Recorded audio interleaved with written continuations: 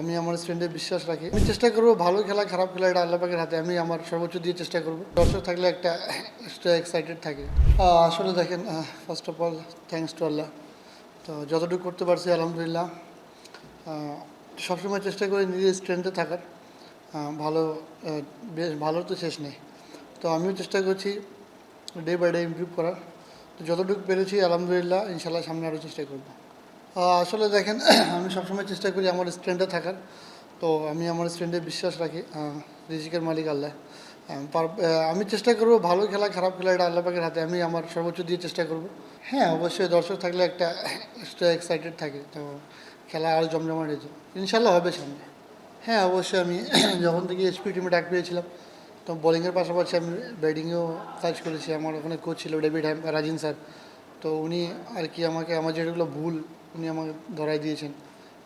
ওই নিয়ে কাজ করছি আলহামদুলিল্লাহ, ডে বাই ডে ভালো হচ্ছে, সামনে ইনশাল্লাহ আরও ভালো। আমি যতটুকু জানি সামনে আমাদের বিসিএল টুর্নামেন্ট আছে। আমি তো ওডিআই ফর্মেটে হবে, তো আমি চেষ্টা করবো আমার সেই হিসাবে আমাকে প্রস্তুত করার নিজেকে।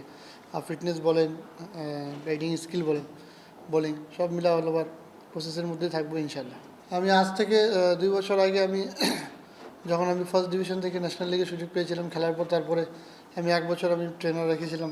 বাপ্পিদা একটা নাম আছে, উনি ওনার মাধ্যমে আমি ট্রেনিং করেছিলাম। তারপরে যখন এসপিতে গেছি তখন আর কি তুষার স্যার আছে। তো তুষার স্যার প্ল্যান দিয়েছেন ওভাবেই চলতেছে আর কি। লাস্ট যখন আমি বিপিএলে ছিলাম, ইফতি ভাই ছিল, তো উনিও আমাকে প্ল্যান দিয়েছেন। তো আর কি ওনারা দুজন কমিউনিকেট করে আমাকে প্ল্যান দিয়েছেন, আমি ওভাবে প্রসেসে মেনটেন করতেছি। আসলে প্রত্যেকটা প্লেয়ারের ইচ্ছা থাকে নিজের দেশকে রিপ্রেজেন্ট করার। আমার ক্ষেত্রে কোনো ব্যতিক্রম না। আমি চেষ্টা করবো আমার বেস্ট পারফরমেন্স করার, বাকিটা আল্লাহ পাকের ইচ্ছা।